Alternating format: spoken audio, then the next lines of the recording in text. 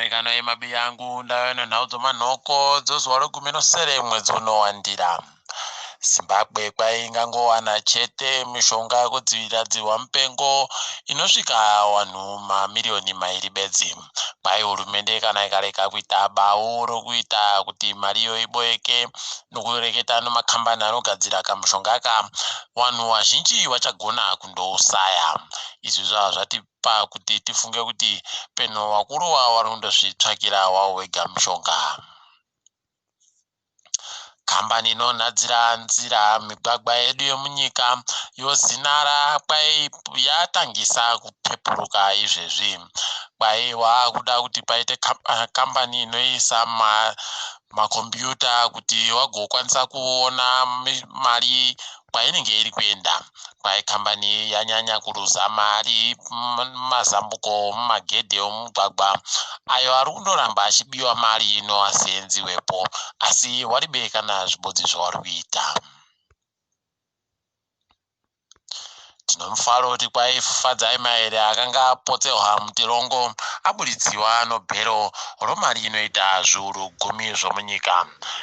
Mutongi Tyrannus Utahwashe ndiye wapa mutongo uyu, wakati hurumende yatadza kuita kuti waratidze kuti Fadzai anogona kundotiza. Heno kuti ichi chachinja ipapa. Pasara Jobho Sikara naHopwero Chingono.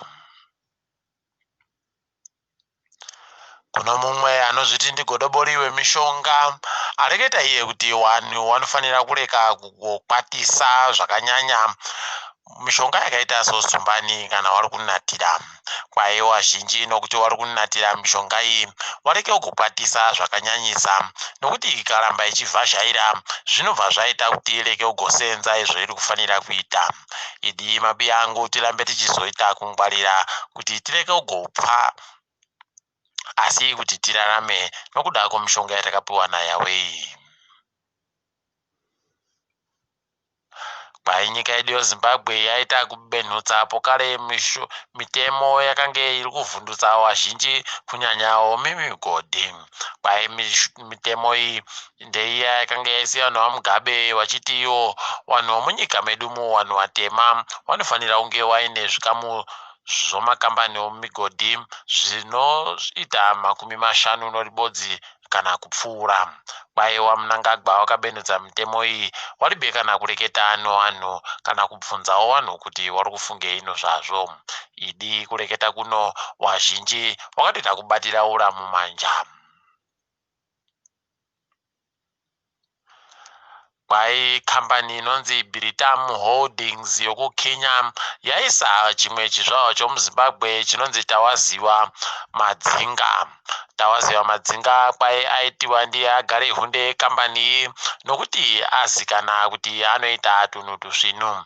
Idi Tawaziwa akazivikana kuti anosikinya batukono. Toramba tichitenda kubudirira kweduku.